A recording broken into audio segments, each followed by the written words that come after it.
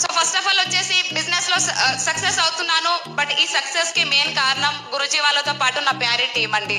So నా టీంలో వచ్చేసి రాజేష్ కావచ్చు, సురేష్ కావచ్చు, అండ్ శ్రీకాంత్ సార్ కావచ్చు, Tirupati, Bheemaiah, Srinivas sir, Prakash sir, and Raghu, Venu sir, and Praveen sir. నిజంగా నా మెయిన్ లీడర్ నా సపోర్ట్ వినడం, అండ్ దాంతో పాటు వాళ్ళ పర్ఫార్మెన్స్ వల్లనే ఫస్ట్ ఆఫ్ ఆల్ ఈ రికగ్నేషన్ వచ్చిందండి.